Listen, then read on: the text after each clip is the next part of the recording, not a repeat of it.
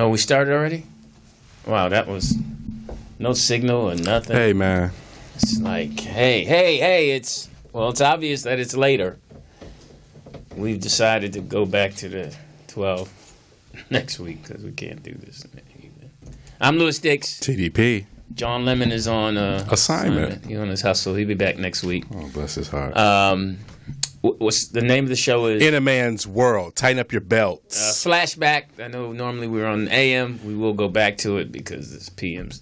We've looked at our schedules and it's just not going to work. What's that? We're going to go from 12 to 10. I mean, 10 to 12 to 2 next Friday. We can't do the PM. The what? We can't do the PM because our producer's here all day. She's tired. And we can't. What they got to do with us? Well, we're just going to, get the AM flavor. Or PM flavor. It is today is a interesting day. Today is the birthday. This is what I read. The 11th. I did not know that. Mm-hmm. But this is the hip hop was born on this day. Yeah, Cool Herc. And Party in the Bronx on 8/11/1973. Party in the Bronx created all this stuff we're hearing today. And that's interesting based on some of the stuff we're going to talk about. DJ Cool Herc. Is that how it started? It was that was the DJ. That's the man. That's the godfather of the game. Is there a plaque for him or something? It should be. Okay, and he was in the Bronx. Yeah. So hip hop started in the Bronx. In the Bronx. Okay. That's what they say. Boogie Down Bronx, is that what they call it?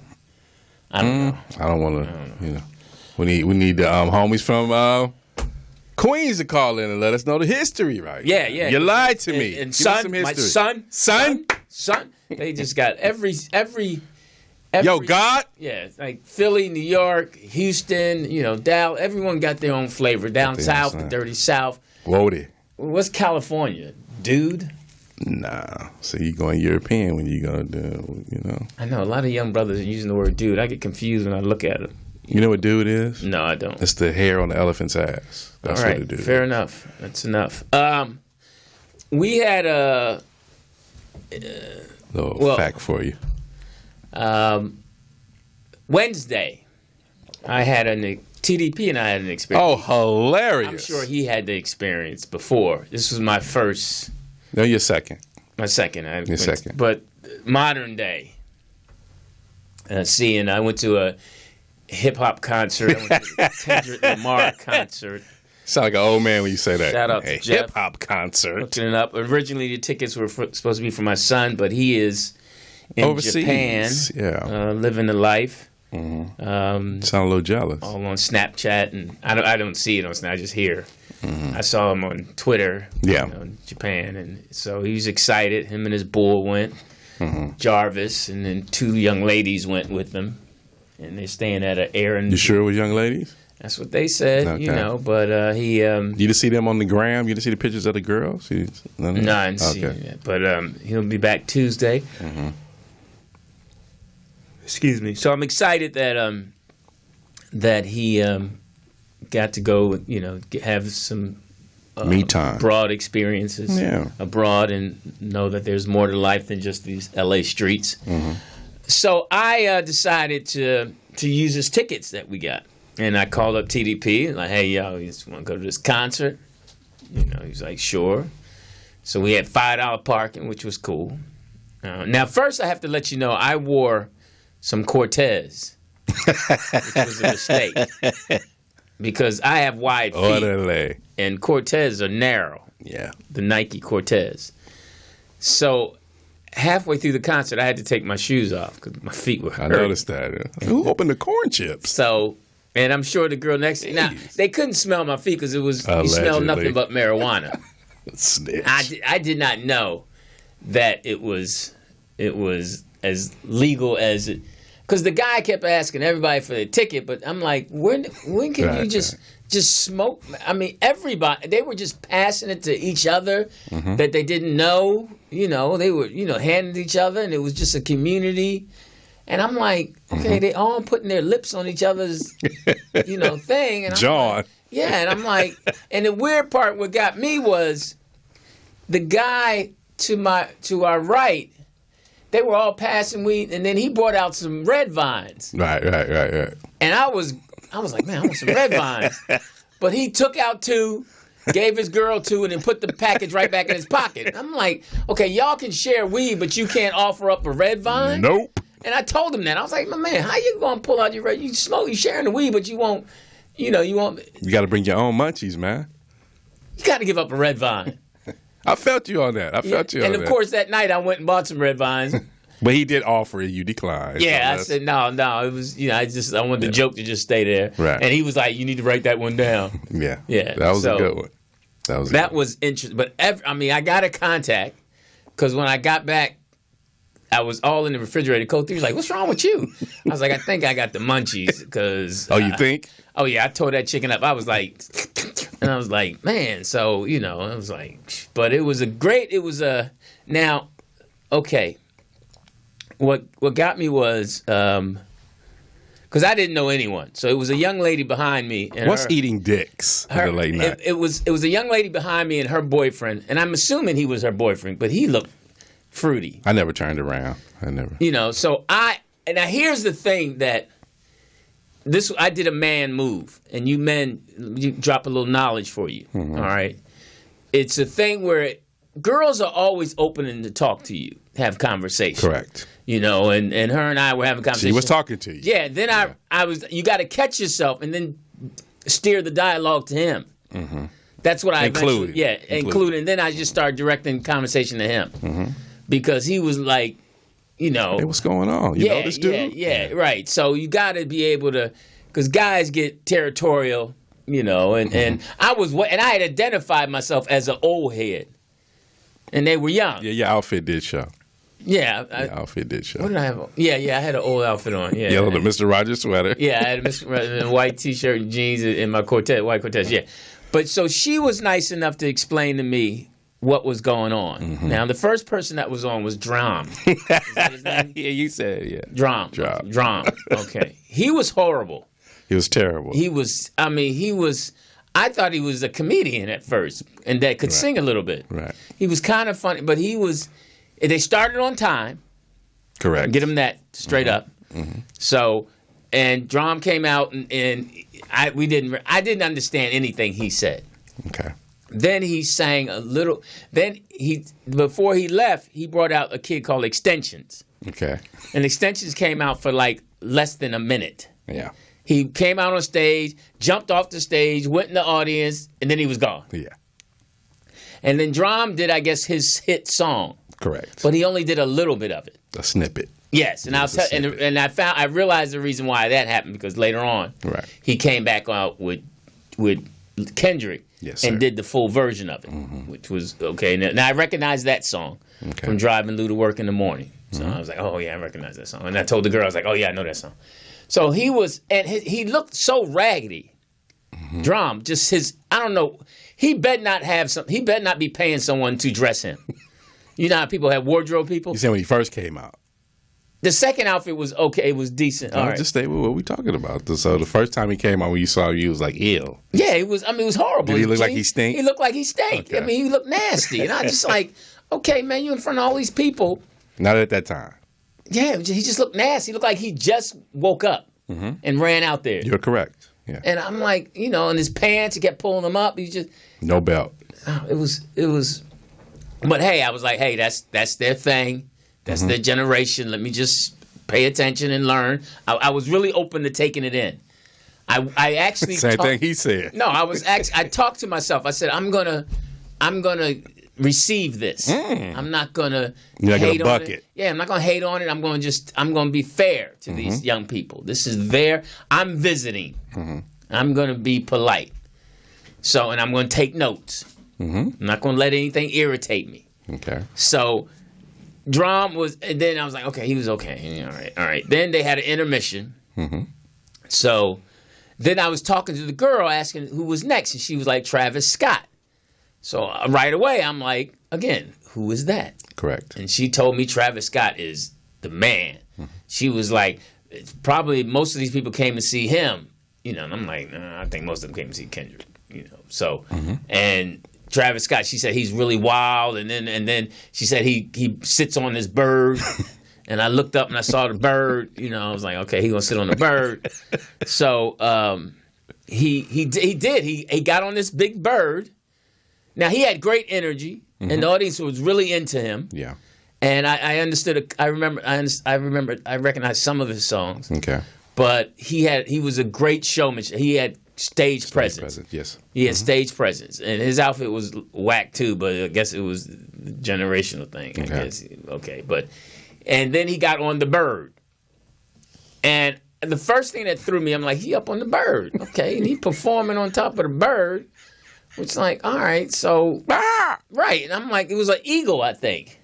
Condor. Okay, but what got me was he had a harness on. You were perturbed by that. Yeah, because I'm like, he hip hop, he keeping it real. He should be able to stand up there without a harness and be able to, but, and then he sat on the Bird. He did like 4 or 5 songs on the Bird. Mm-hmm. And the Bird was going side to side, and I thought the Bird would go out in the audience far. But I guess he, since he's not the headliner, he couldn't go out that far. The Bird was trained. Yeah, so, you said something funny about the Bird. He don't know the Bird like that. Yeah, I said, how come he's got the harness on? And you said, what'd you say? You don't know that Bird like that. Right, I thought that was funny. But then I'm thinking, the Bird been on tour with him, so the Bird, they should have that chemistry. Right. So, that was interesting. And Travis Scott brought some people on stage, and I asked the girl who these people were. Mm-hmm. He brought out Black Gangster, who was a little chubby. I thought him like, he kind of, I know we had Heavy D, but it's kind of like the young thing about the young people is they'll be not that tall, but short and stocky and chunky. But they'll have on thin outfits that usually thin people wear. Okay. Like his shirt was too small.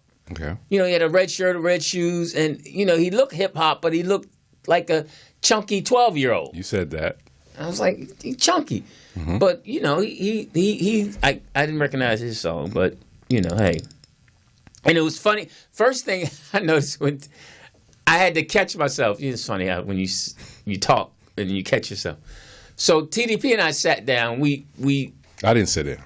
Okay, when we first got there. Oh yeah. First got there, it wasn't a lot of people there, so we had space in our seats. Mm-hmm. Then these 2 guys came, and they were like really metrosexual. He said he had too many zippers. Yeah, the guy on his shirt had too many zippers, and the shirt was like tight fitted, and he had a hat on, and I'm like, first thing I was like, man, look, this is not a good look, man. 2 dudes coming to a concert. And then TDP looked at me, and I looked at him like, we're 2 dudes. But then I was like, but hey, we don't have zippers. Right. All right, we got 1 zipper in front. Man code violation. Yeah, it was too many zippers, and now we TDP brought me a beer, $8.05. Now this beer was $16 a piece. 32 ounces. 32 ounces. 22 ounces. I don't know. It was called 805 beer. Pilsner. I guess that's the new, what do they call these? Craft beers. Yeah. Well, I got a strong buzz off of it. So, and then I went and bought one and we split it. So that was, what, $48. Carry the one. Yeah, $48 for 3 beers. Yeah. Now that's a two 12-packs. Correct. So, but that was a nice little buzz, and then the contact high. So we was grooving. That's how you know you old when you say you were grooving. Now it was really yes. I was gonna say the last time we went to a rap concert with Lou, it was Too Short. That was his first. And Lou had a whistle. He came from coaching. Yeah, and I blew the whistle. First you asked, would it be polite if I blow the whistle about this song? It's the whistle song. I could relate to him because I recognize his stuff. Who, Too Short? Yeah, and I understood him. Mm. I couldn't. I really tried hard. I could understand Kendrick a little bit. Stay humble. Sit down. The audience it was just amazing. Him. He was just. But I You any more notes? Yeah. If I get into my side of the story. It was diverse. It was amazing. It was more than diverse. Yeah, it was more than diverse. What would you call it? It was diverse and some. Was it packed? Was it sold out? Oh my God, it was just sold out. It was. Did you fill out a place, Lewis, at all? Did he? I no, here it was. I knew I was out of place, but I went into it humble. I was humble. Sit down. So I was okay with that. I was okay that I was getting an experience to have a better appreciation of the youth. And you until you see it and experience it, you get a better understanding. Correct. Okay, this is what they're about. I can't, that's what they're about. And they're having the harmony, the way they all got along, it was just amazing. And then I was telling TDP, it's interesting how that young man from Compton, whose artistic brain can have all those people in such harmony. But as soon as we got back outside, everyone went back to their old prejudices. And I thought that was interesting. I was like, wow, that just messed me up. How he was able to control them. Because there was nobody on stage but him. Yeah, the equipment that got into the accident on the freeway. That's why I was late getting at you. The what? His equipment, his stage equipment, was going to Anaheim for the next show because this was the last show in L.A. And they had an accident in the lane going back that way. So that's why I was in that traffic coming to meet you because I seen it.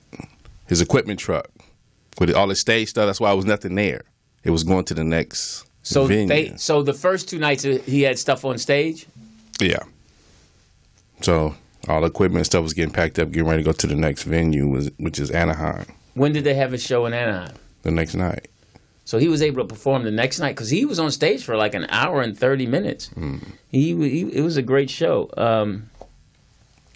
The way they were dressed was now I totally understand. Sometimes I look at what Lou wears. And I'm like, what do you have on?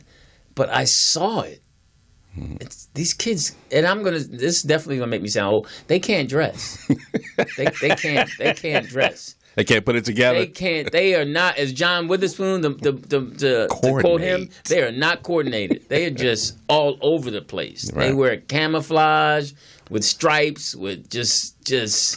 Why would you have 80-something degrees? You got a beanie on. It's hot. They got sweatshirts on. I'm like, they can't dress. They can't dress. The one company who's making the most money, who are really happy with this generation, is the phone company. It was so much data used. Right. I mean, everybody had their phone. Before they used to tell us that you light your lighter. Theirs just turned their phone light on. Right. And everybody was Snapchatting and recording, and I was too. Right. But it was, and just the data was just being. The phone companies were just ching, ching, ching, chinging it, because everybody. Ching, ching, chinging it. Yeah, I like that. Where were you streaming to? I didn't stream. Facebook Live? No, I don't know how to do that. I recorded it, and then I sent it to Lewis and Peyton. And Peyton was so funny because she's like, "What the hell is going on? My dad seeing marijuana and red vines. What's this world coming to?" Hilarious. But I was just recording it just to have it, and I put it on Facebook. But I don't know how to do Facebook Live. So it was a lot of data. It was all the different people who were there, the Europeans, the Arabs, and all that. Asia, yeah. The globe was represented in there. Mind you, it's a simple beat, but none of them could get on it. They were so off beat, and it's just a simple. They couldn't do that. I saw people. How do you get off beat doing this? That's all they had to do. They were dancing to the words, not the music. They don't hear the instruments. Hey, man. I was just amazed called a gift. At how they can't. I was like, look at this. You could tell that, they were enjoying it, but they just did not have. I'm like, shouldn't they practice before they come? Okay.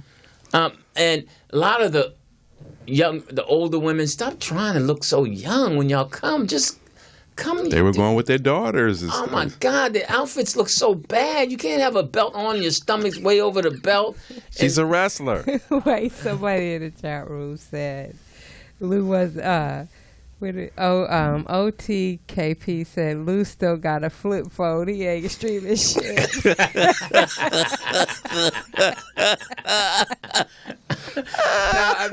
What do I plug in my charger? No, it was. On my phone to go dead, I'm about to make an emergency call. Yeah, the women were trying really hard to look young. They were trying to get chosen. It was bad. They were young, weren't they? I mean, it was some older women there. They were there. They were with the kids. Because you would see a mom and a daughter, and the daughter had way too much makeup on. She was trying too hard, and the mama was trying too hard. It was just. They had that look like, ain't nobody gonna fuck my daughter tonight. Right. And right. that look. And what was interesting was, this is when I knew I was at a hip hop concert. I was Element, because the first thing I heard the opening, because we were there right from the beginning. Correct. And the first thing that Drum said was, "Hey, what's up, LA? How many of you women got some good PUSSY?" You were. And I was like, "What?" You were shocked. That's the first thing he said, and they yelled back, "Yeah!" And, how many of you guys got good DIZ game? I'm like, "That's your opening? That's how you?" But you were supposed to respond. No. I know my joint is good, so I ain't gotta have no. You at the concert, you supposed to respond. No. When he said PUSSY, you went, now, yeah. TDP said the funniest thing. All right.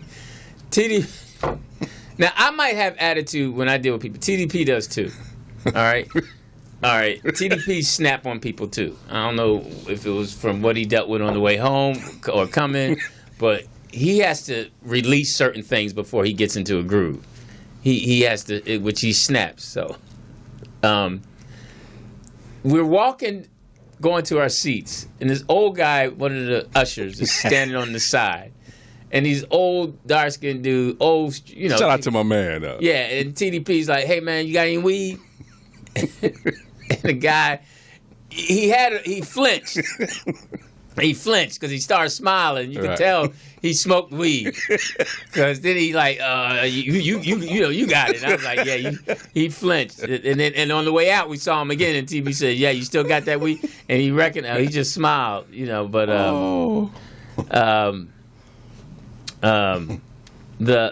we also, when Kendrick came out. Now Kendrick,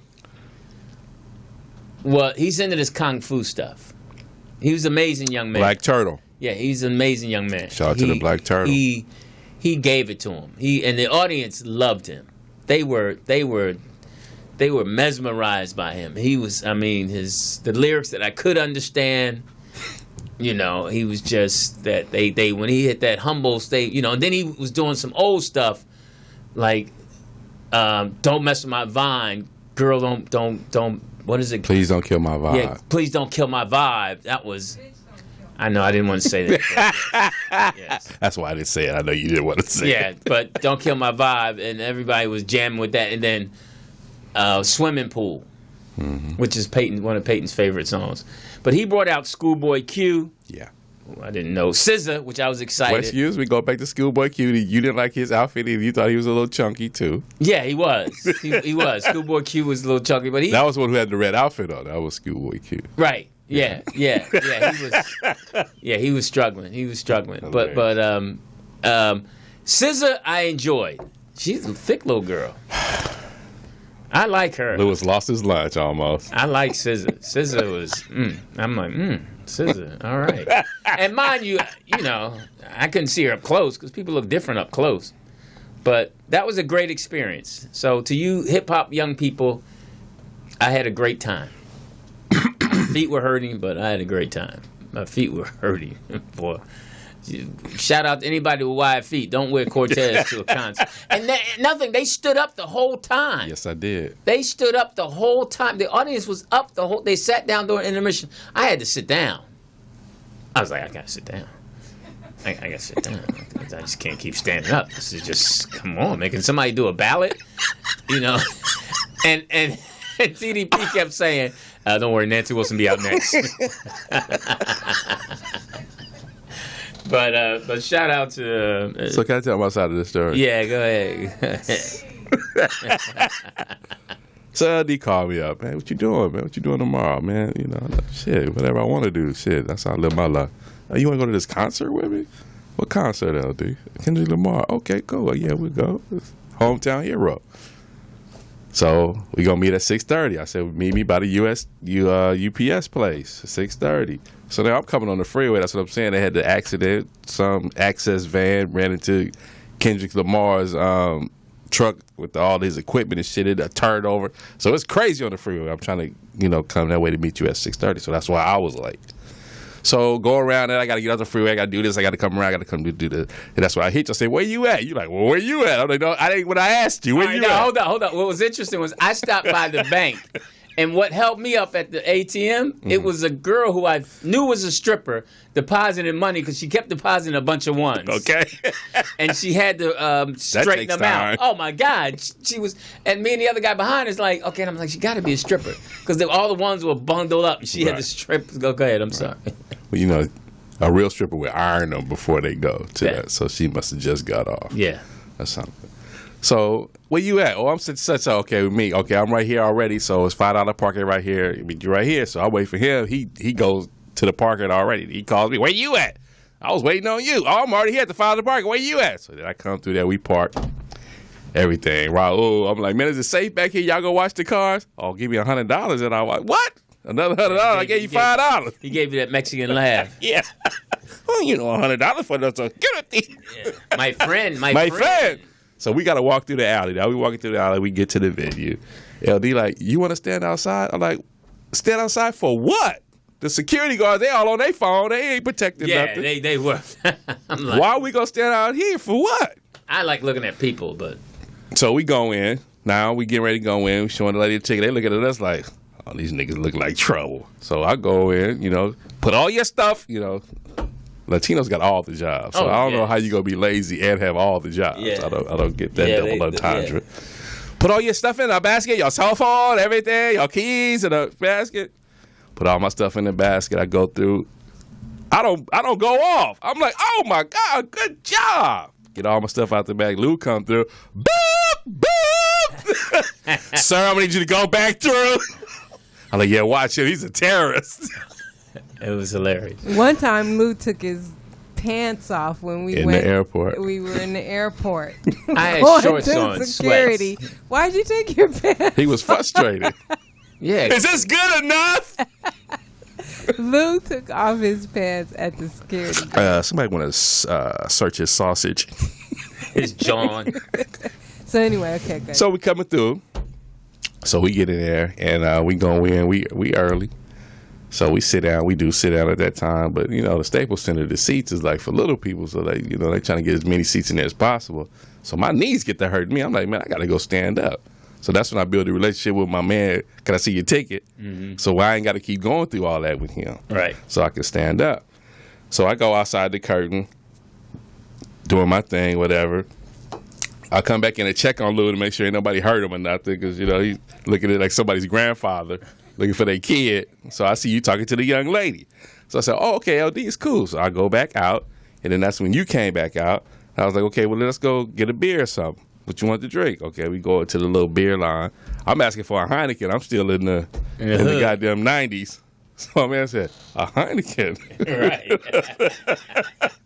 They still make that? New generation. So we get the Pilsner, craft beer, whatever that was, the high-tech shit. Hit me with the ridiculous price, but I need a receipt. Right. Goddamn investment I just made.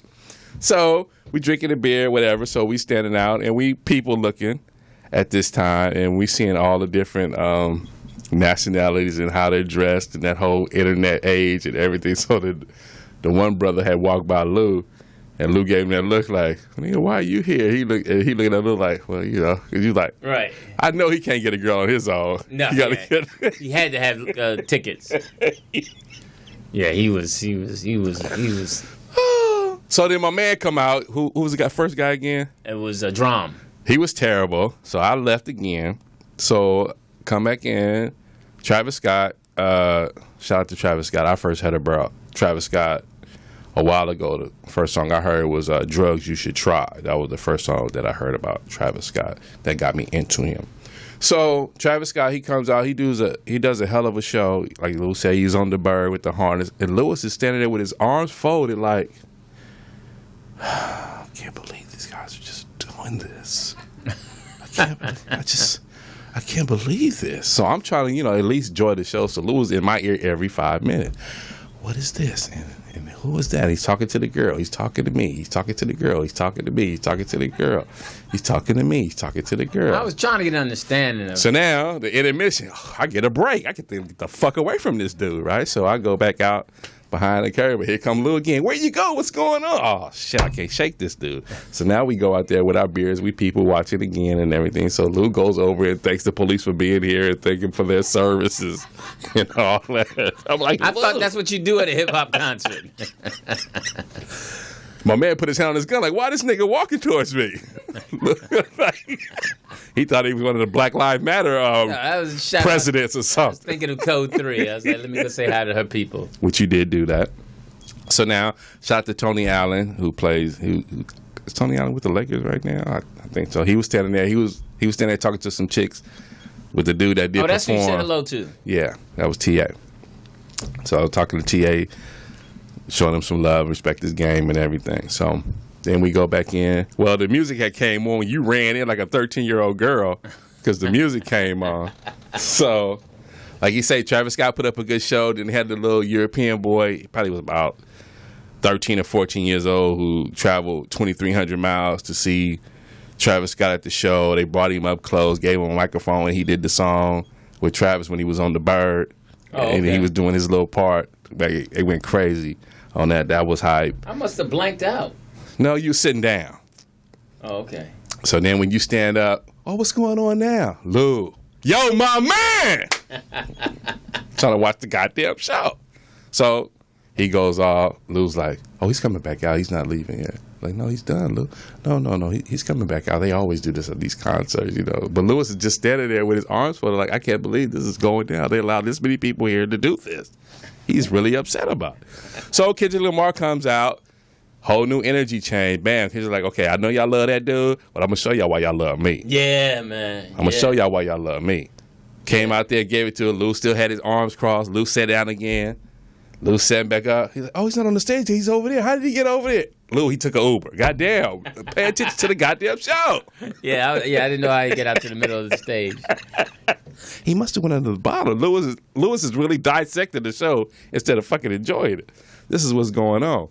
So it just like Kendrick was on there for like an hour and a half. He went out.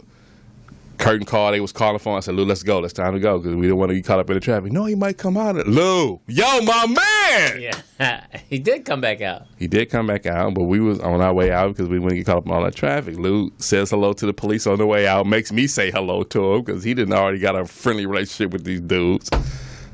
And we had a great time, man. It was. That was a great time. It was. I need to go to a. But Lewis seeing the dudes with the weed and all, he just couldn't believe that. Like, oh my God! If Nancy Wilson comes out here, she's not gonna like this. I was just.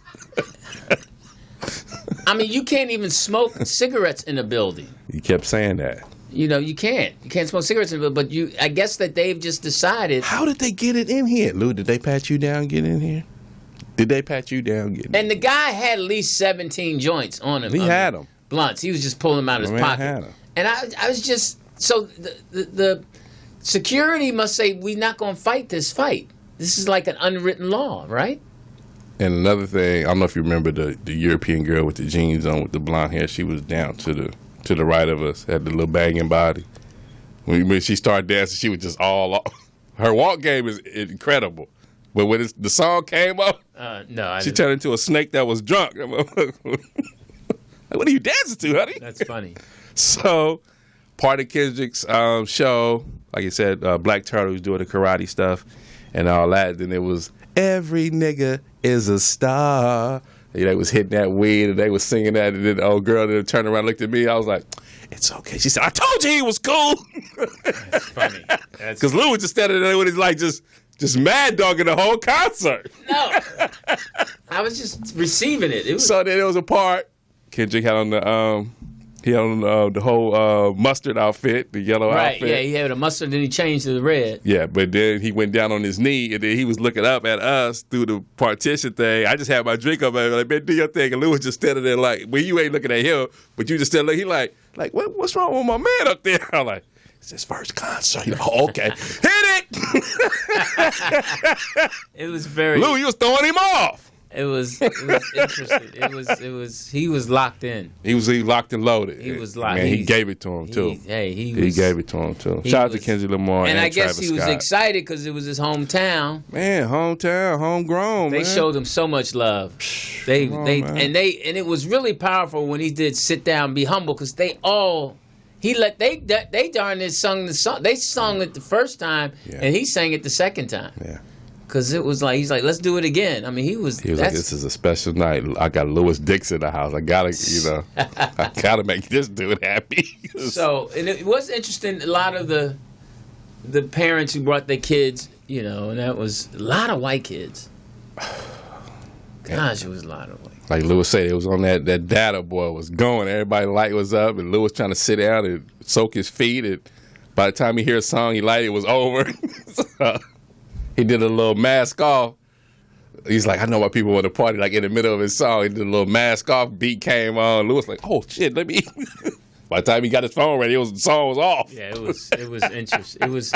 You got to know when. You got to keep up. Record. Sound like you felt like a teenage girl.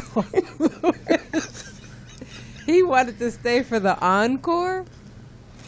I was just You were that impressed, huh? No, I mean I just really wanted to see how he worked the stage in the show he presented. That was the interesting part to me, because I was like, okay, let me see how this guy.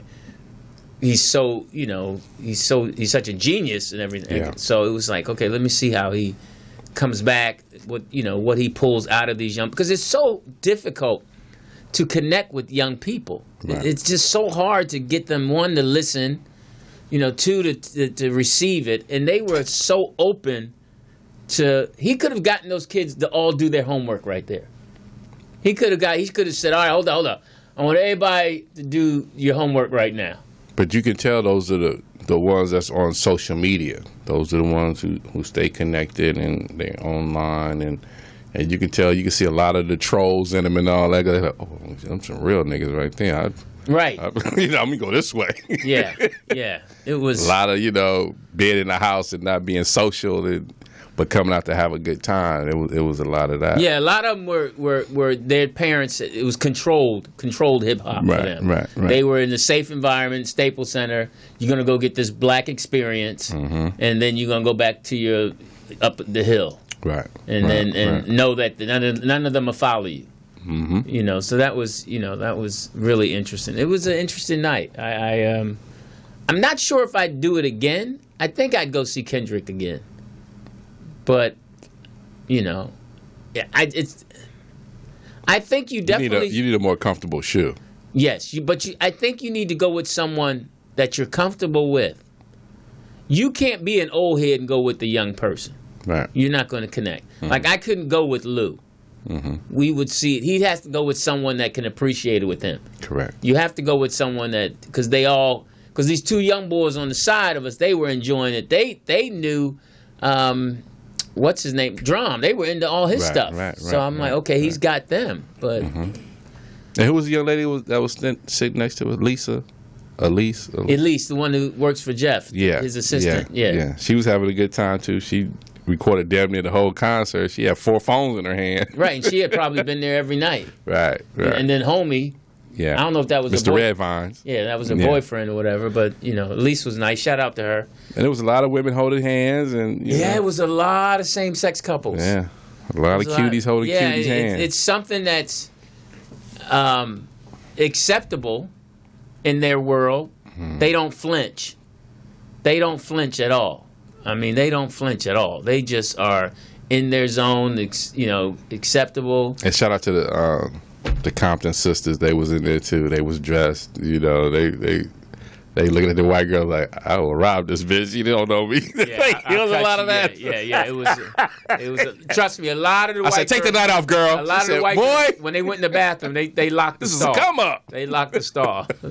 It was interesting. Yeah, that's that energy though. Young people could be in better shape though. You have a point. To see it with you you're absolutely They right. could be in better shape. There are a lot of them. If they had to, no, they don't do stairs well. they got the Starbucks bodies. We gotta walk all the way around. Yeah, they got the Starbucks. I mean, they're out of shape. They're just. Did you say the Starbucks body? Yeah, that's what I call it, the Starbucks body. They just fluffy and. So I'm Lewis Dix. TDP. John Lemon is on assignment. The phone number is 323-293-3375. 323-293-3375. Want to know what you think about the hip hop generation? Who's your if you like Kendrick Lamar, if you like Travis Scott or Extensions or whatever, Black Gangster.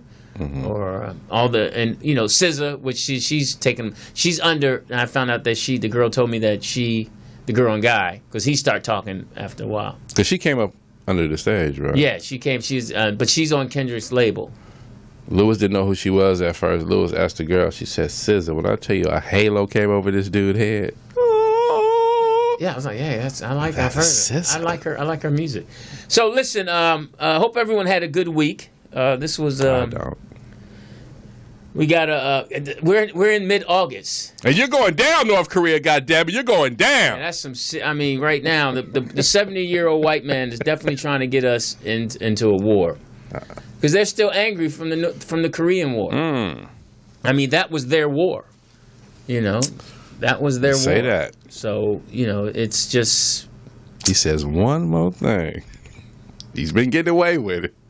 He says one more thing. I mean, when you listen to Trump speak, you fire on Guam, goddamn, we're gonna show you what America can do, baby. You really think I can do a press conference? And the women are so scared. You think we're going to war? It's doomsday. How do you prepare for doomsday? It's doomsday, bitch. You can't prepare for that. No, you can't. We have a caller. We do. Hi, gentlemen. How are you? Good. Who is this? This is Sheena calling from Philly. Hey, what's up, Sheena? Philly in the house. How you doing, Philly? Hey, y'all. Hey. I have a question for you all. Mm-hmm. Sure. Really, it's really an opinion question.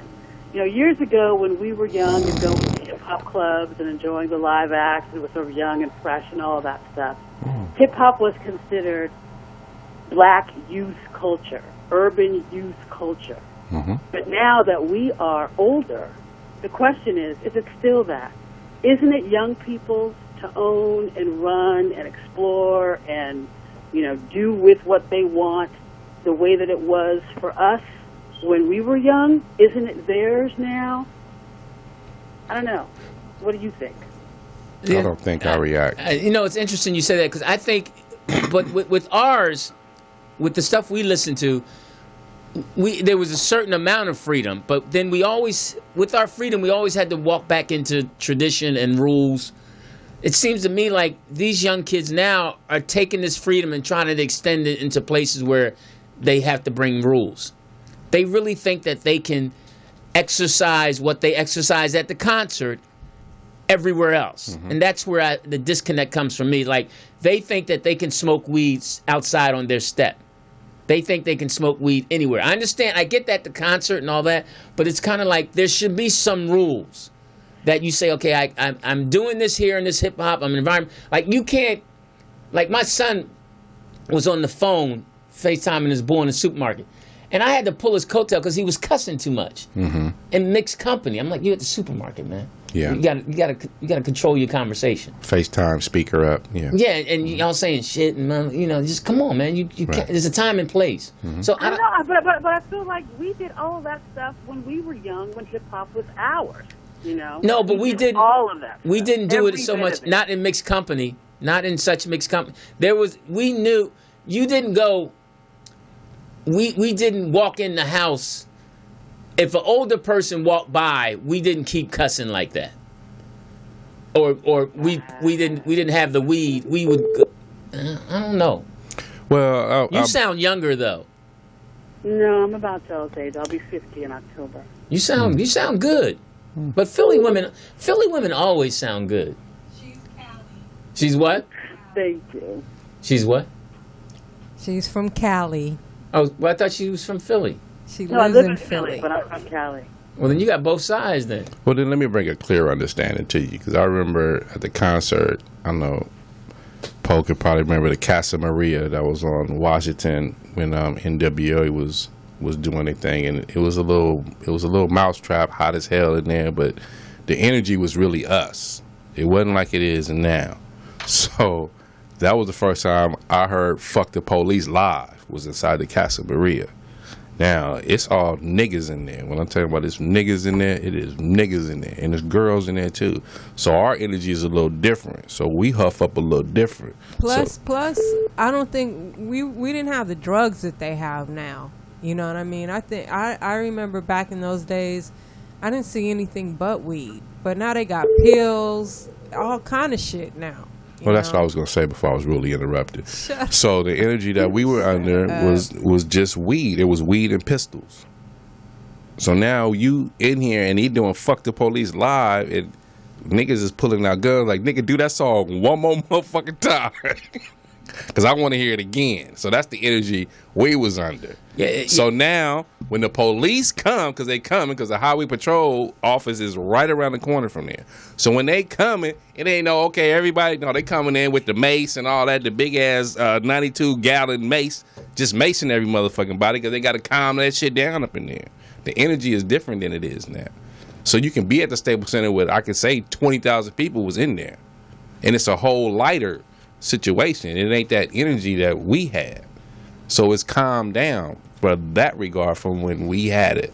Oh, yeah, because I don't think those little European kids can deal with that real experience. Just the rhythm. Like I'm saying, the rhythm. Like you said, it was all off. So it ain't nothing conforming in there. That energy ain't galvanized like how we had it. Yeah. We on rhythm with that shit. Yeah, it's more of a, yeah. So I don't know. How are you? I'm good. Yeah. I'm good. What are you doing in Philly? Do you have a family there?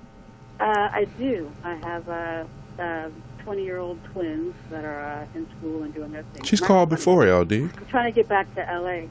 For what? Year, so. Are you married? No, I'm not married. Loose. So the girls are in college?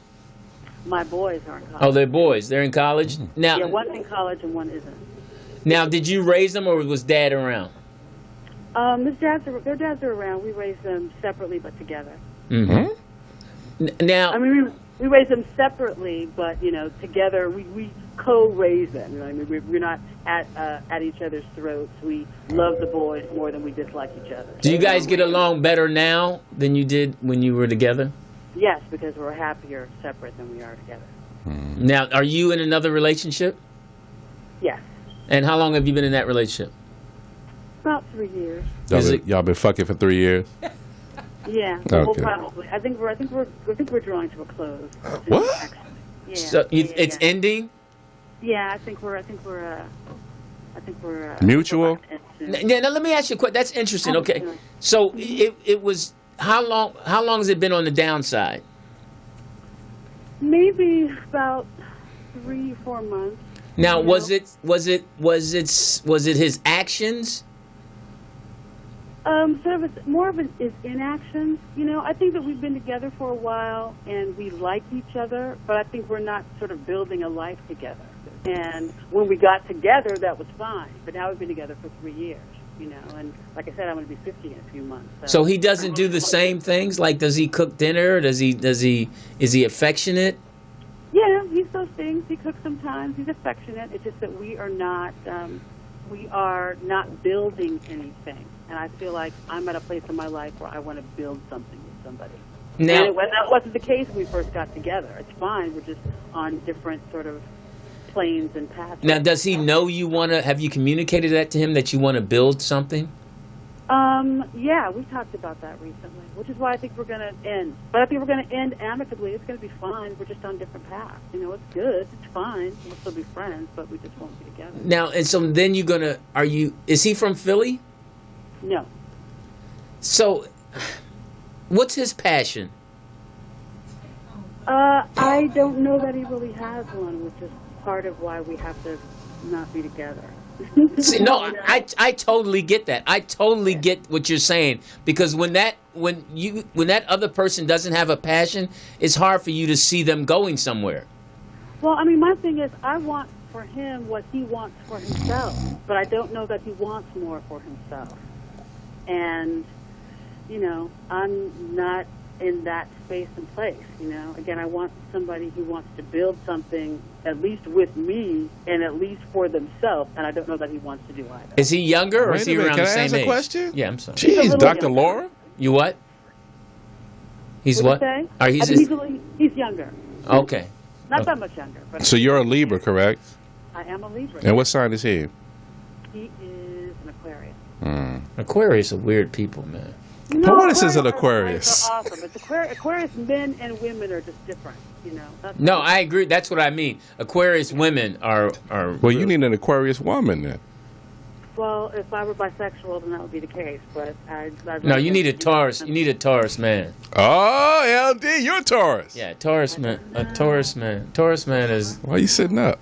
Why am I sitting up? She sounds cute. Sheena, have you met Lou before? Sheena's my best friend, by the way. Oh, yeah, is I've she? met them before, yeah. Oh, not interested. I heard that. What did you say, Sheena? I said I don't think Lou was impressed with me when I met him. I was what? Lou wasn't impressed with me when. Yeah. Lou's. Why? What do you mean I wasn't impressed with you? She wasn't a dude. Ew, yuck. That's a girl. No. What do you mean? Did we Similar talk? to what happened with. Did we talk? Did we what? Did we talk? Yeah, we talked a little bit. And I think that, you know, sometimes, Lou, and I mean this with love, you have a very dismissive energy, whether you mean it or not. Well, And depending on, you know, the time and place, it sticks, you know. No, I can totally Unfold your arms. You've been very defensive. No. I and this was how many years ago that we. It was years ago, at least 20 years ago. Yeah. Oh yeah. Now see that I totally agree with her that I wouldn't be that way now. Right. But yeah, you would give her a chance now. Yeah, I would check myself. Okay. Because I'm able to catch myself. You've now. grown. You know matured more. But 20 years ago, I was really focused on dudes. I had tunnel vision. No, I had tunnel vision. I was Well, and then maybe close to 10 years ago, you were going through your divorce, so you weren't the friendliest guy. She had to bring that up. Yeah, no, but well, that's part of it. But now her energy seems different. Now, is your energy different? No, she's still the same. No, my energy is Why are you talking for her? Women kill me, boy. Women kill me. No, my energy. Your energy has changed a little bit. It had to. I mean, my life has changed, but my energy has always pretty much been consistent. Felicia knows me. She's like, you know, she's... Nobody asked you about no fucking Felicia. Who the fuck is Felicia? Well, the poetess. Oh, she her. knows me. That bitch. Again, she knows me. Well, congratulations on your boys and their success in college. That's really... So what kind of man are you looking for, Sheena? Like Sheena Easton? Like that? I want a man who knows who he is and knows what he wants and knows that he wants me. Just those three things. You want too much, huh? Yeah, that's... Yeah. You want a man to know himself and then know he wants you? And That's too goddamn much. Well, that would have been too much when I was 20, but, you know, again, at this point, that you days is over with, honey. And know what you want, Yeah. what you want me, then it's all good. We can be friends and keep it moving, you know. Well, good for you. Yeah, It's different when you was wearing them 6-inch heels. Now you wearing 1/2-inch mules. It's a wrap. It's over. You just deal with it. Well, hey, be careful in Philly. We know how that is. I'll be there in October. Oh, that's gonna be on her birthday. I will be there in October. I will be there for my birthday. You'll be where? Out here? I'll be in LA. Yes. Oh wow. Okay. Well, I'll be October 28th. I'll be there. And she'll be here on the 27th. Well, you know what? I'll see you in both places because I will be there and I will be here when you're here. So oh, good. You got to come to the show. I'll be in Philly. I will. All right, cool. I definitely will. You guys have a great night. You too. Okay, Sheena, we love you on purpose. Thanks for being a great parent. Thanks for being a great Sheena, not in Apollo Legend. So that's interesting that she said that. You are not. She says that you can be dismissive. Why are you smiling? No. Just the one thing that she said was it got me. It hit me when she said you can be dismissive. I say this with love, Lewis. You can be dismissive, and sometimes it sticks. Which was the interesting word that she put. That it sticks. Right. That it stays with you, and people remember that about you. And then it takes a lot for it to unstick. Mm-hmm. It takes a lot for them to unstick, because I guess they really more so fresh first impressions. It sticks. So, and it makes you like, oh gosh, I wish. So what is the the tall tale signs you've been there of a dismissive personality or dismissive man or who, me? Dismissive energy? No, it's a if you know what it is and somebody brings it to your attention, how do you? I definitely wasn't aware of it then. That's what I'm saying. But now I'm older and I'm wiser. And what's the traits of that? Since it can sometimes being dismissive can be received from someone that's really focused. Okay. That's just it's just focused. This is what I'm about. How you doing? But I'm focused on what I'm, like you said, like even at the concert, me sitting there with my arms folded. I was really just focused on the concert. I was trying to take it in. And because my muse says it all the time. She's like, you wearing everything on your face. And I think once you get older, you're like, okay, kick back. I know there's more to a person than what I think it is. That was part of, I guess, my issue growing up is that, in those years, in my late 20s and 30s, was that you were a dancer then. No, I kind of, was focused and if you a thoroughbred with blinders on. Yeah, and it's not right at all. You want to get better, but then I had a few friends, and I didn't have a lot of friends. That's probably why. Still today. Yeah, I have a lot of friends, but the people who know me know I'm a good person. Everybody says that.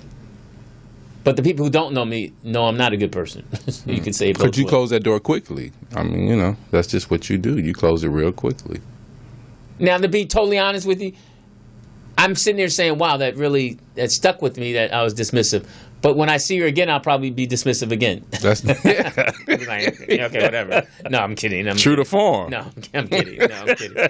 I'm kidding. But I am getting better because today I did something with Code 3 that was interesting. Was anal? No. Well, I wasn't there. I don't know. No.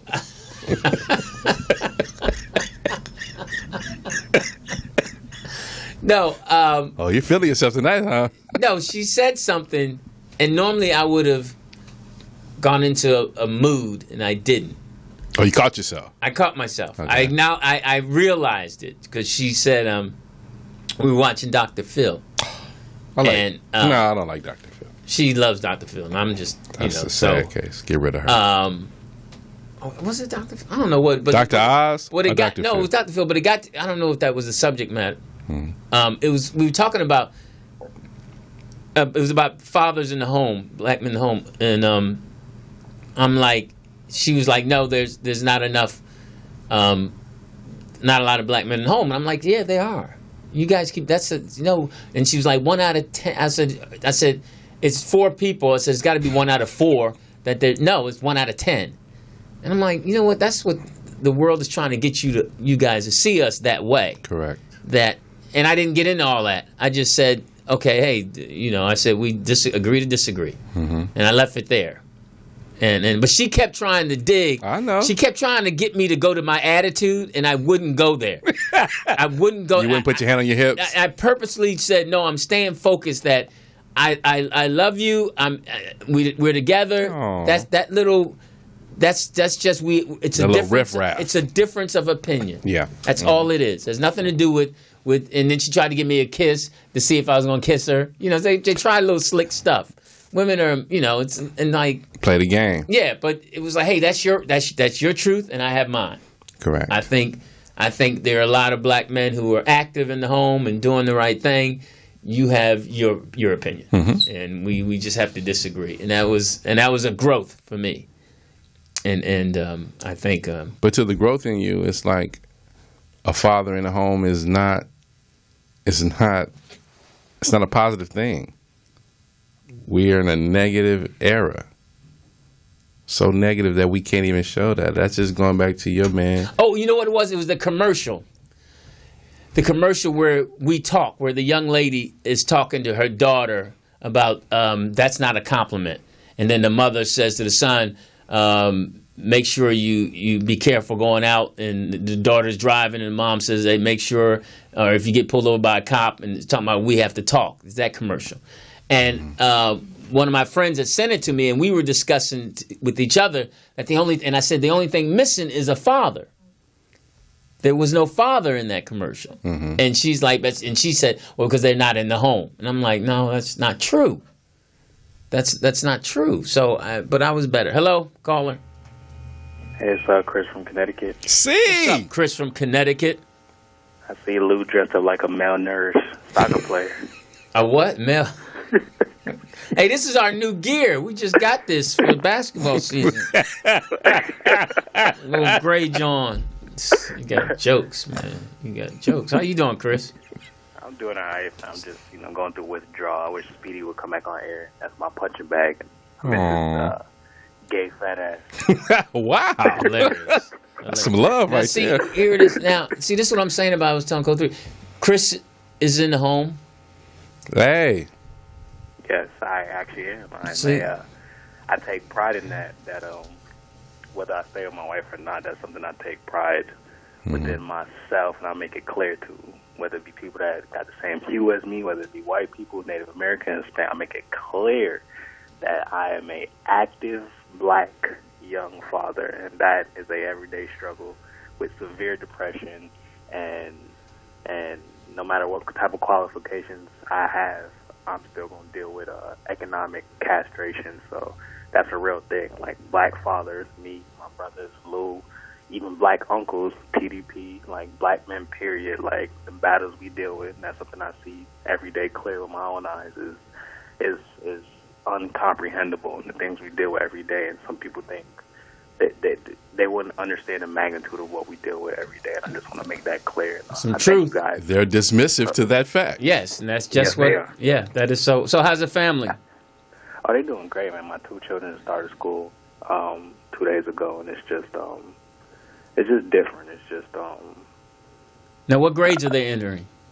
My son's in second, and my daughter's in kindergarten. But it's just, for me, it's just I wouldn't call it a bad experience. It's very right now in life, I'm feeling my experiences. If that makes sense, I know I'm gonna look back on this if God willing, I could live this long. Well, I didn't know Kenny had a garden, but did you go back to school shopping? Did you do any of that? Yeah, it's so funny, but I did do that. But I don't understand why. They give us like a whole list of things, and I joked to my wife that I think they having the parents buy this stuff and they just reselling it somewhere. Always trust your thoughts. Yeah, because that shit, they don't make no sense. They need a different type of glue stick, different type of pen. Like, what you need this for? But back to the point of the actual show, what you guys are talking about, what you guys are saying about concerts, and I know like 10 years ago people were complaining that hip hop is dead and stuff, but in my opinion, I think hip hop is like back. Like Kendrick alone is I feel like even if he was around 25 years ago, like he's bringing that organic part back to hip hop, where he's the subject matter, he's somebody actually from what he's talking about, and it's just, I've been to a few of his shows before, and that's like him and Travis Scott is like Busta Rhymes in the late 90s. That's as organic as it gets. And it's just like TDP hit. TDP had it on the head with what he was talking about, with just late 80s, early 90s hip hop concerts, where it was, that's unfiltered black culture. Like, you know what I'm saying?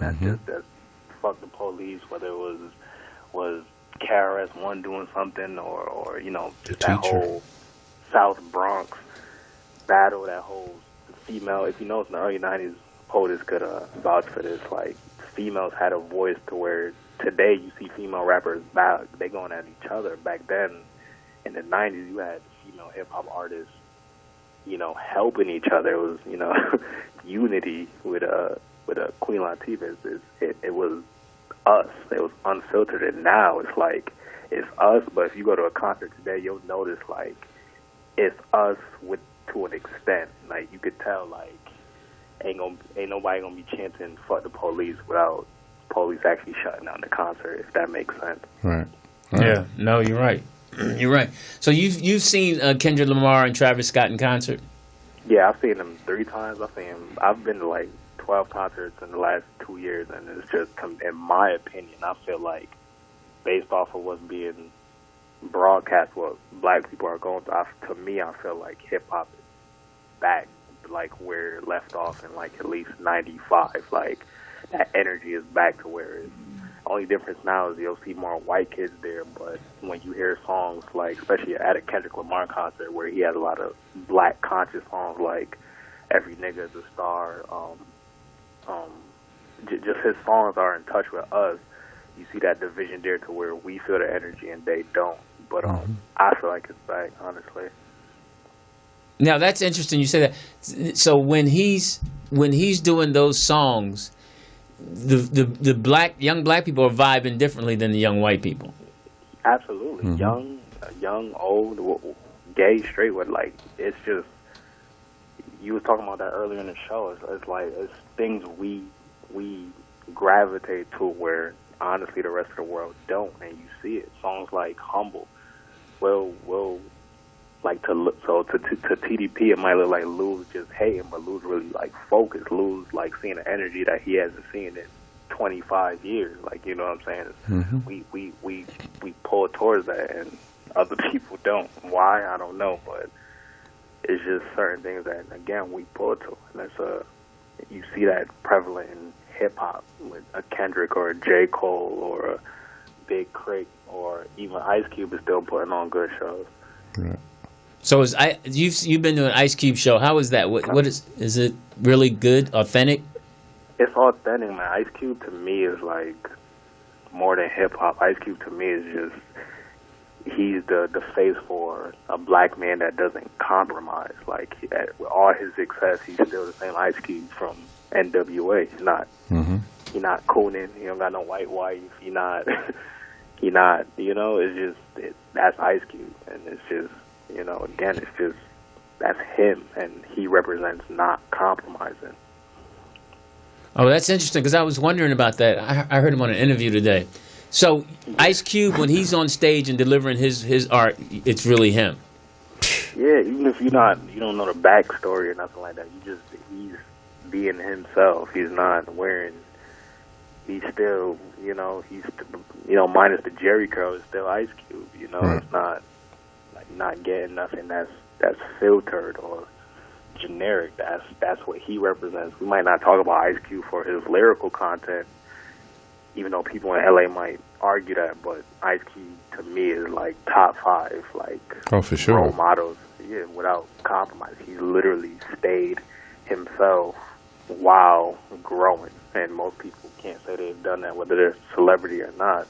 And I know I'm ranting and stuff, but besides the hip hop shit, the last caller, you're a guy, you're allowed. Thank you. No, man, forget that. Hey, so congratulations, they're back in school. At least you're back on that schedule. You know where they are. Yeah. And thanks for the call as always, C. And a young father. Yeah, young. Yeah, a little prostate acting up, so he got to use the bathroom, so he trying to rush me off the phone. Yeah, you're right. My prostate. Funny. See, you know why he hit me? Wow. He hit me because John Lemon's not here. Thanks a lot, Chris. Peace. You had a long night last night, huh, Lou? Yeah, I sure did, man.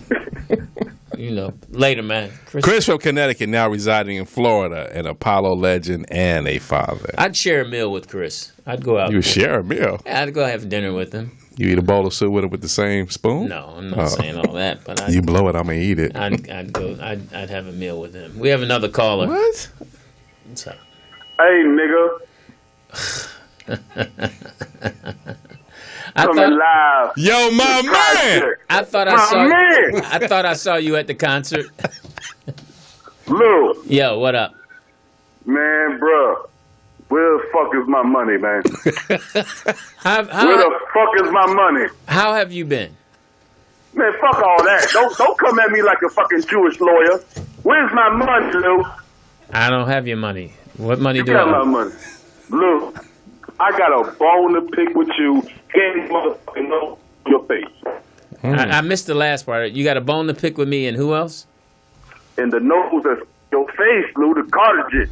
Oh, okay. Go ahead. The cartilage on your face, Lou. What about it? This dude. Lou, I told you, I said, Lou, when y'all move to the daytime, Y'all ain't made for the daytime. Y'all like the motherfucking view or the talk. Okay, that's correct. You're right. That was something that TDP brought up in the meeting we never have. That Can I get some producer credit? Of course. Can she sign me up? Mm-hmm. Yes. Can I get some producer credit? Yeah. I'll just play. Listen, Lou. You know when you got your boy, right? Mm-hmm.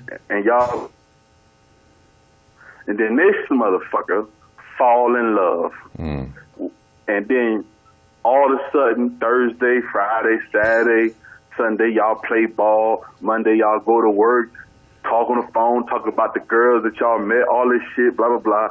He fall in love, then that nigga disappear for like goddamn 8 months, right? Yeah, man. I know that. That's what it was like when y'all moved to the damn daytime, Lou. You know what I mean? Well, you can't listen to us in the daytime? Hell no, Lou. You ain't funny before goddamn the moon come up, Lou. Don't nobody want to see you when the sun is shining on your nose. He's making a great point. Lou. He's making a great point. That's right. That's why you a comedian, Lou. You know you couldn't be a construction worker in the daytime, fucking with people and shit. They can't put the bricks laying down and shit because your nose is fucking everybody's distraction up from work, Lou. Lou. Yeah. Now, what was your question? I'm sorry. Bring this guy a nose guard. No, Get him a hard hat for his head and his nose. my question was, Get him a nose hat. how have you been? Coming up, sir. How have I been? Yeah, how's the daughter? Oh, man, my daughter chilling, man. You know, I don't fuck with my baby mother, man. She's still on her bullshit, man. So I said, fuck it, man. I had to, you know what I'm saying, like, Brown, man. I said, cancel that bitch. You know what I'm saying? Wait, hold up. Because last time we heard. Willie Hey, Sweetwalker hey. Joe. Last time Hold up, man. you was trying to reconcile what happened in between that time. Yo, Peter, man. How can I go to the store and get Hallmark cards for a motherfucker, man? You know what I'm saying? Okay. I got a manhood, bro. I got balls and shit in between my legs, bro. I can't be doing all that shit over and over. Bro, I can't do it, bro. It's not built in my system, homie. Okay. You already know, man. It's like, yo, man, I put one step forward, 2 legs forward. But wait a minute, you gotta compromise with when you're with someone you love, man. We lost him. He went under that bridge. Well, one thing we know about Sweet You gotta Willie, pull your antenna up when you call the show. we know he's gonna call back. Oh, for sure. So as he should. Yeah, and we miss his energy. So that was funny analogy the way you put it about how you. I'm Lewis Dix. TDP. 323-293. For what? 3375. John Lemon's on assignment. Bless his heart. Yeah, he's. So how do you compromise in a situation like that? What do you give up? That's the thing about love and it's selflessness. You just have to, and it's hard. It's not easy. It's hard when you before it was a little easier because it was stuck on that tradition. Okay. Now things are just non-traditional. So it's kind of like you're in an old-fashioned vibe because you want to compromise and love her, but yet she gets to make non-traditional statements. She gets to do non-traditional stuff. She gets to do her. So if you say traditional, male has to. Excuse me, just for schematics, would like traditional be I'll take out the trash and you cook? Would that be along those lines? No, it's changed where I take out the trash, but she doesn't have to cook. Okay. See, it's still traditional with us. Okay. I have to get out and go have a job. I have to go do something. I have to pay the bills. Mm-hmm. But you know what? I don't have to. Okay. I can still. My money is my money. Okay. And it's more or less like. What's women, ours is ours, and what's mine is mine. Right, but women have this thing where men aren't allowed to be non-traditional. We aren't. Women are now allowed to be non-traditional. Okay. Everything applies to them. But men, you have to. You're really outside of the pocket to be non-traditional. Okay. You have to be. You have to be transgender, so to speak. Watered down. Yes, you have to be. You can be if you like. you have to be to that extreme to where you meet a woman. You have to be a chameleon. Yeah, to where you say, I was married to a man for 4 years, but now I'm back to wanting women and all that. There's some women who will go with that. Okay. But the majority of, if you're coming to this as a traditional man, then you have to take care of your kids. You have to be on time. You have to protect. Yeah, you should pay for this, because if you don't pay for it and she pays for it, then it's open for her to say, I pay for it. Okay. Now you can't say as a traditional male, hey, I pay for the bill. I pay the bills. So what? You're supposed to pay the bills. Correct. Now they can say, hey, I pay the bills, and you better do A, B, C, and D, because you really should be paying the bills. So a guy can't say, so what, you pay the bills? No, you can't. So that's the wrath. Yeah, that's the tradition, non-tradition. Got you. Caller, my man back. Let me be. Hello? Yeah. Yeah. Yo, man, you already know I got the Curtis cranked up. Okay. You know what I mean? Okay. Curtis Mayfield. Yes, sir. Yeah, Lou, like I was saying, man, at the end of the day, bro, if your girl is cold 3 out there in Japan and you in L.A. and y'all trying to make a long-distance relationship work, but you got to go to Malaysia and shit to see the motherfucker, come on, man. It's like, come on, you got to meet me halfway, baby. We got to meet in Jacksonville, Florida or something. You know what I mean? Yeah, no, it's a long-distance relationship is really Good tough. point. It's really tough because... Lou, that was metaphoric, Lou. That was metaphorical. That's a good word, metaphorical. Yeah, I like that. Okay. So what? Yeah, Lou. So help me out then. Help me. What was your point? My point is, Lou, is that me as a man, Lou, you already know who I am, bruh. I don't sweat no broad, homie. I love the woman that I love, but baby girl, I can only go so far for you. You know what I'm saying? You gotta educate yourself. You gotta, you know what I'm saying, write a letter to Yama Van Zandt or some shit and get your life together, boo. I can't sit here and be the teacher in your life and shit. You don't want to pay attention in class, boo. Well, I mean, but it might... Yama Van Zandt, I like that. You might have to create a different lesson plan for her. I mean, that's part of the journey. See, there you go, Lou. Yeah, there you go. There you go, Lou. Yeah. Always trying to make a nigga watch Little House on the Prairie with a motherfucking girl, man. Look, man, I ain't trying to watch Little House on the Prairie. Sometimes I want to watch football, man. You know what I mean? I can't bend over backwards 360 degrees and shit, Lou. I can only give you 180, baby girl. I can't do it. That's what I'm saying. But we're in a time now where you're more or less the traditional kind of guy, and it's going to be hard unless you get an old school woman. Traditional? Yeah, like you said, most men. You saying niggas was weak back in 1927? No, they were like you said. I'm not going to do a 280. I'm doing 180. I'm watching football. I'm not going to watch Martha Stewart. Look, this is what I believe, and I'm not putting this on all women, but this is what I believe. What? Somewhere in time, probably in the late 60s, early 70s, when the heroin epidemic took place and Uncle Sam came through with a gang of welfare checks and shit, right? Uh-huh. Somewhere in time, black men lost respect from black women. True. You know what I mean? I agree with that. That was by design. We was built and designed to come out of slavery with construction and building skills and banking skills and saving money, and I'm going to get you a Cadillac and I'm going to get your mom into a new house, all that shit.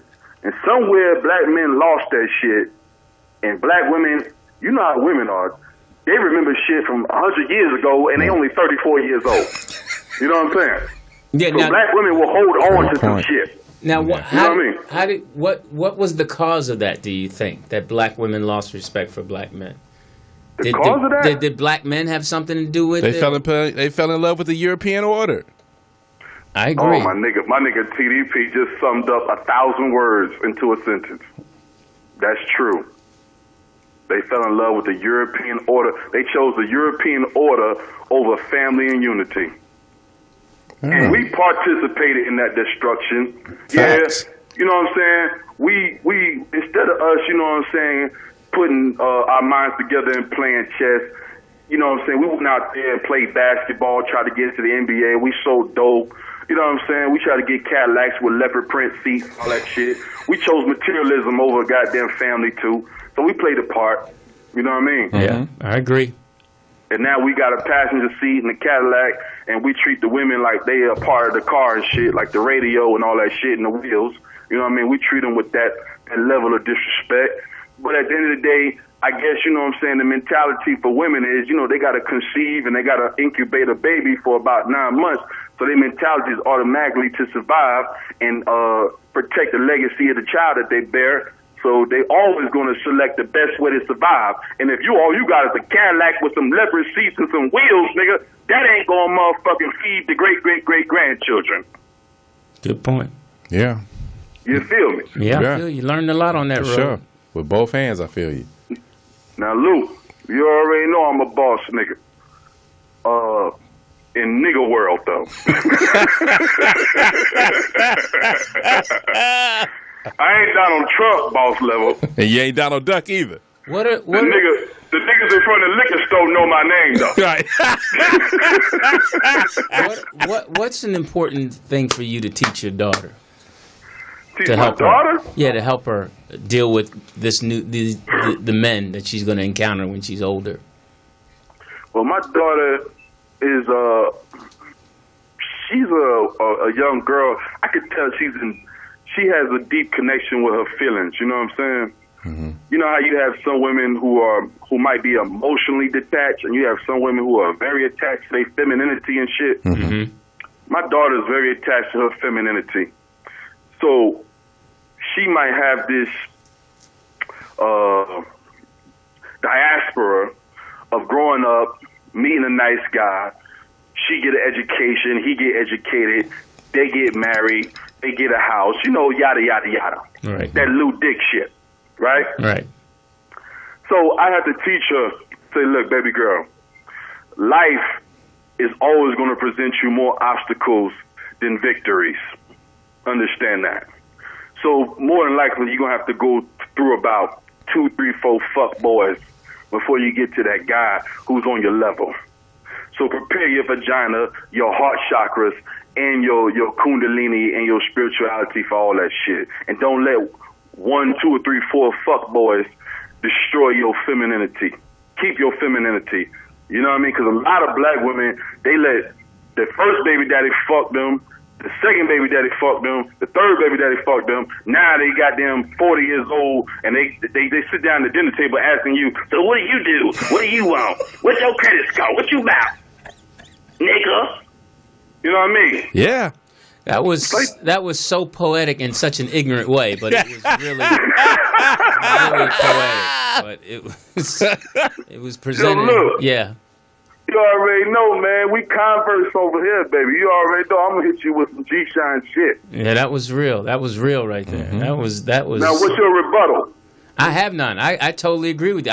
You hit that. That I think your daughter is in great shape having a father like you, because you're going to present it to her in a real way. And I tried to find some flaws in that. First I totally understood it. Man. So I don't give a fuck who my daughter dates. I know she got to live her life and do her thing, and she got to learn the same lesson that we all got to learn. That's one of the biggest problems about black people. We ain't got no damn family structure. We all just fucking until we hit the right motherfucking person. You know what I mean? Yeah. But the thing is, I just want to teach my daughter that, baby girl, stay true to yourself. Don't let the world and shit change who you are.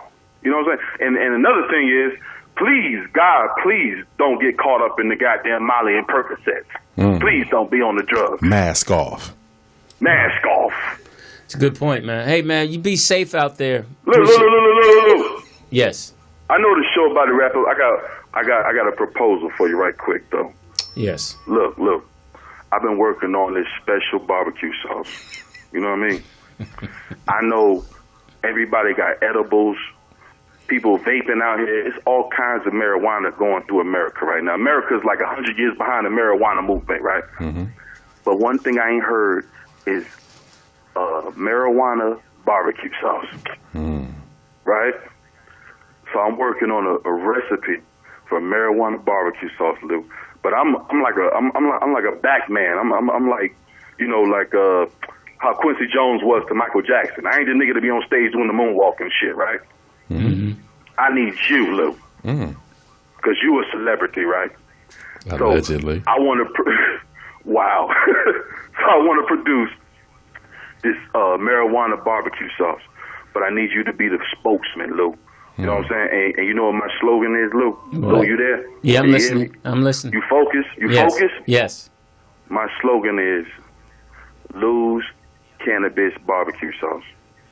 I put my nose in this sauce. What you think? What you think, Lou? You know how niggas say they put their foot in the sauce? You put your nose in the sauce, Lou. Well, I'm not trying to be nosy. I just think it's a great idea. Lou, TDP, you want 50% of this? Can I get 25 and a nose 20, ring? 20, nigga, and I'm done. All right, man. Take care. That Whatever, was, Lou. I'm out, man. All I'll right. talk with you later. Later. That was funny. Willie Sweet, Walker Joe, and Apollo Legend. I want to say hello to our people in the chat room. For what? I just say hi to them. They really living their lives chatting. How are they in the chat room, POTUS? Yeah, what's going on in there? Well, tonight we actually stream through YouTube, which is different because typically we do Ustream. So Yeah, we ain't had a break Ustream. yet. That's what's going on. Yeah, because YouTube's a little more stricter. You can't play. Is stricter a word? Is it? Okay. I don't know. I put in a 12-hour day today, but YouTube, you know, they're strong on the copyright thing, so we didn't take a break. We just flowed. So I just got to find music. That's why earlier I was playing a bunch of my music because I don't think it's copywritten, but it was copywritten in the 90s, and I don't know if you don't own YouTube, it yet. No, I own it, but it's not. You know how on YouTube You don't own your masters? I do own my masters. There you go. In fact, I'm thinking about re-releasing my album. Don't do it. It's a waste of time. No, it's not. I bet you I sell some shit. I bet you I remaster my album, I could sell some copies. That was interesting because in the concert, I think the younger generation Where's has. the feedback coming from? Who's? That's him. Oh. Go ahead. Yeah, You a snitch. Yeah, snitch hard. And not that I said it, and I pointed. You're right. Were Double you snitch. a tattletale when you were a kid, Lou? If it benefited me, He did that at the concert. Oh, they smoking weed. Look at the smoke right there. If you don't put your hand down, boy. Is that where you were talking to the cops? no, I was just talking to cops, saying. He had the munchies there. Hey, how you guys doing? Like, what Yeah. the fuck's going on here? I was walkie-talkie. I was thinking about because I was trying to. Whenever I hear the hip hop stuff, I think the younger people have a different ear to where they can understand the lyrics, and I can't. And I just think it's tone. I think we can. They don't say all the syllables. It's just interesting to me. I was just, it's. That's like when Bone Thugs and Harmony came out. It was just going. Nobody knew what JJ Fad was saying on Supersonic. So girls knew. The girls knew. Well, we could understand Supersonic.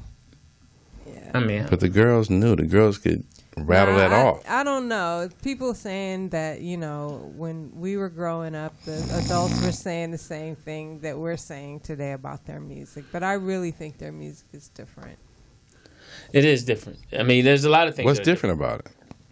It's just it's a different time and What's space. different about it? I'll tell you what's different is there's no real balance. There's that music and it's just that music. There's no, in hip hop, when it first started or sort of in, a few decades after it started, you still had a choice to choose from. You can choose positive rap, you can choose down south, you can choose you just have more of a variety.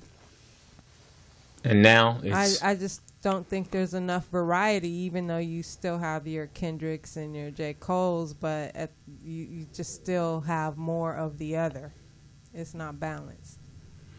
no balance. No balance. I don't know. I listen to everything, so I don't. I find it. I don't.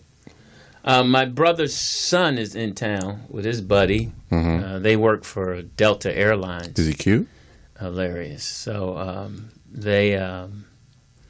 they get to fly free. And they came out to L.A. to hang. So, and you going out this weekend? It works out because Lou's gone. So I'm How letting long him. is Luke gonna be gone? Till Tuesday, the 15th. He's only gone that short of time 6 to days. Japan. 6 days. He got to get back to work. What is he going out to Japan for? Vacation, him and his buddy, just traveling. And Are you kind of glad you have the house to yourself for a few days? No, like I said, Take my candles out these drawers. My brother's son. Blow the dust off these brothers. Missed you guys. Yeah. So you haven't been able to have a candlelit bath in a while? We had it last night. We had a great time. Who's been in my cow gone? That's funny. That's funny. So she got jokes. I got jokes. Do you put lavender in the water? Just a cap full. God, so many bubbles. Turn this hot water down, son. Bubbles everywhere. Okay. Oh my God. Do you get in like a man or do you get in gingerly? Ooh, so hot. Ooh, I actually get in and it's not too hot, and then I get it hotter, and then I swish it around. He's a swisher. He's a swisher, sweet. Twinkle toes to the tub. Twinkle toes. Yeah, then I'll drain some water and put it more in it so it can get warmer. Yeah. You like it hot? Noodle hot, or you just steaming hot? Noodle hot. Because some girls, they got that goddamn water noodle hot. Yeah, girls God damn. But it's not like a nice warm bath. No, it's not. So it is, I'm going to be, Robin Harris tribute is tomorrow. Where? At the Regency West. You hosting? Comedy Theater. Yes. Am I on the list? You can come down. Yeah, I'm on the list. Yeah, you going to come down? Yeah, Roger Rod was here last night. He said he's going to try to come through. Yeah, it's 8:30. Doors open at 7:30. 8:30. Ramona Stevens.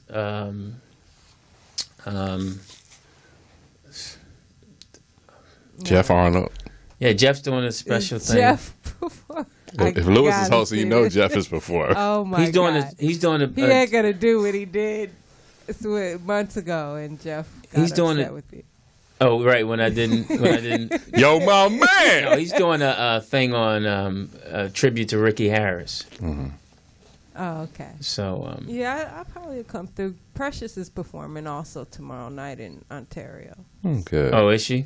Yeah, at the Ontario, I think Improv, if I'm not mistaken. I think Big Boy from 90 shit. I don't even know the radio station's out here now. No, he's with the new radio station, the real 92.3. Big Boy. Oh, she's performing for him? He's giving a comedy thing. Oh, nice. Oh, okay. Big Boy. Who's on that show? I just know Precious is on there. Okay. I don't know the other comics. So, yeah, it's Memphis Will, Ramona Stevens, Teddy Ray, and Jose Raymond. I don't know Teddy Ray or Jose Raymond. And a tribute to Ricky Harris. And I'm sure it's going to be a lot of comics who are, going to go up and should be a fun night at the Regency West. Yeah, Flashback. because that's where it all kind of started for black comedy here in L.A., right? Yeah. Man, that was the ground zero. Yeah, that was it. For real. But so we have to our loyal 17 listeners, we have to. We went up to, you said 15 last time. Yeah, it was 17 now. We had a nice little amount. More people watched on YouTube tonight. So we have to decide, and POTUS will post it, if we're going to do 12 p.m. to 2 p.m. Friday. We're going to push back to the afternoon. Because Jeff can't be here, and I got a few Fridays I know coming up. I don't know. We'll work it out. We'll figure it out. Just flip a coin. Flip a coin. We'll flip it out. We'll keep y'all posted. All right. Well, have a good weekend, everybody. This was a waste of time. Well, no, we got a few more. We got it. I mean, it was. We yeah, spit it out, boy. It's just a weird. This year flew by. It just seems like I don't know. Shit is changing, man. We got 2 suns up there. We got 2 big ass planets pushing past Pluto. We got a goddamn eclipse that ain't happened in 99 years. I know. Shit Did has you changed, see the moon man. the other Yeah, night? the moon has been. Oh my goodness!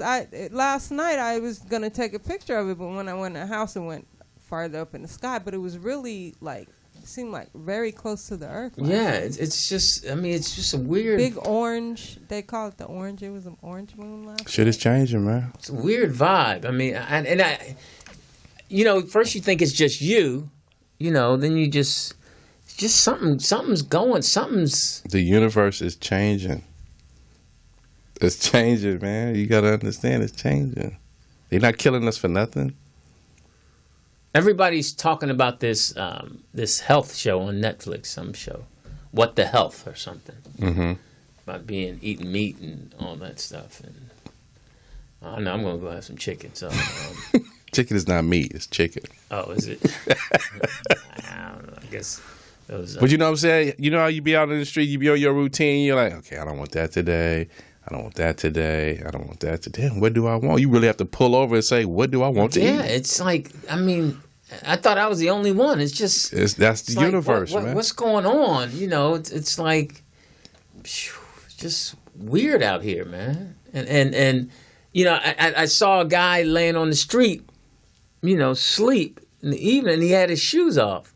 I was like, that's something about sleeping makes you want to take your shoes off. And he's in the streets, you know, laying on the sidewalk. But he took his shoes off like, I'm going to sleep. You know, and you just... Just like we was walking back to the car after the concert, and we got under the tunnel part. And my dude was out there talking loud and crazy and all that, but when he got up there, that motherfucker was quiet as a mouse. Right. You know when to turn that crazy on and off. Yeah. Get your ass whooped right now, boy. Yeah, not under the tunnel. Not after 2 $16 beers. Man. You want and you own one too? Yeah, you want to check yourself because I mean, I saw a guy on Facebook Live. He had been pulled over going to see his brother in prison in Wilmington, Pennsylvania. And he was just going off on the cops and just kept going and going. And, you know, I'm like, shoot him. Are you fed up? Done with him. You know, in words of Code 3, she's like, I'm sick of him. That's what she always says. I'm sick of him. And that's her little phrase. Well, see, that's the thing, too, with cops, too. A lot of them give you that I'm sick of you look before you even say anything. No, my man had good points about, you know, but he just kept going on and on. I'm just saying. He was just, you know, he asked for my man supervisor and all that, and supervisor came and it was like, you know, calm down. And, you know, he did have an infraction, and then he just kept going on about other stuff. And the supervisor's like, hey, listen, I understand. They don't understand. No, but he was trying to listen to him. No, he wasn't. He's just doing his fucking job, man. He's putting his 8, 12, whatever hours he's doing. The guy kept saying, look, I don't want you to kill me. I don't want you to kill me. Man's like, I'm not going to kill you, man. Not right now, but you keep... You know, we're recording it. I'm going to wait till the camera's off. Right. I don't know, just... But that's the energy. Like you say, we was inside the concert. Everything was all lovey-dovey, but then once we go out that door... It's right back to that other shit. It's like that. You're right. When you send a email, you hear that. Right. Yeah, that's where life is right now. It's kind of like It's like, what was I just sent an email. We zipping through space, man. Right. Well, Poetess, we thank you. I don't. And congratulations on your. She's going forward with getting her renovation, and so soon we'll have different lighting. So it's gonna be new flies in here? No, she had the backdrop. You know, she's gonna get the conference room. Yeah, I won a essay contest. Oh, do tell. And the prize is I'm getting some business upgrades, renovations in the studio. So as soon as the sponsor of the contest announces the contest and me as a winner, then I can give you guys more details. But you got to go downtown? You got to go to the city hall? They're going to do a little ceremony and all that? No, actually I'm meeting them in 2 weeks, meeting a designer. They're going to have a designer come in and help decorate the studio. Well, could you please tape that? I know he's going to be off the chain. Girl, what we going to do in here is... It's hilarious. Hilarious. I know. I definitely want to document it and take pictures. So we're gonna do the conference room and the lobby and in here in the set. So are you one winner of? Actually, they had 4 winners. Okay. I'm the winner, and there's 3 runner-ups. She said that. I'm the winner. I am. I was the main winner. I had to write a 1,000-word essay on 1,000 exact. Exactly 1,000 words. Did that count in punctuation? Oh, of course. I don't know, but I had to do word count because first I started out writing just some old corny shit, and it was like 300 words, and I was like, damn. I said, nah, let me put the real. So I wrote, how did you start off corny? How did you start off? Just real proper. Yeah, I started my business about 2 years, Okay. But then I was like, look, motherfuckers. Right. Exactly. When I put the look, motherfucker, on the essay, it won. So, So they felt your truth. Exactly. I think it was when I came from the heart with it, it came out good. And so, well, what was something in it that we didn't know that you felt good about sharing? One of the things was just how when I got unjustly fired from my last job, I just could not bring myself to do a resume and look for a job. I just couldn't do that process. And so I just decided that I had enough knowledge and experience to do my own thing, and I had just built that studio. In fact, before I got let go at RMC, I was already planning to build my own studio. But so anyway, I kind of told the story of how I got started, and you had to write about how the studio benefits the community. And so you were unjustly fired? Yes, I believe I was. That's a shame. So they took advantage of No, but you know what? No, it was a blessing in disguise because now I'm here. I have my own thing. So I got my own thing too. So as soon as they announced the sponsor announced, because it's a major sponsor, and then I can give more details. But I'm excited. We're gonna have some chairs up in this bitch. Oh wow! Some chairs and some curtains. Well, congratulations. You deserve it. Thank you. So listen, I'm Lewis Dix. TDP. John Lemon will be back here Friday. In a man's world, tighten up your belt. Thanks for listening, guys, and be safe out there. Have a safe weekend. We out. No music. Later.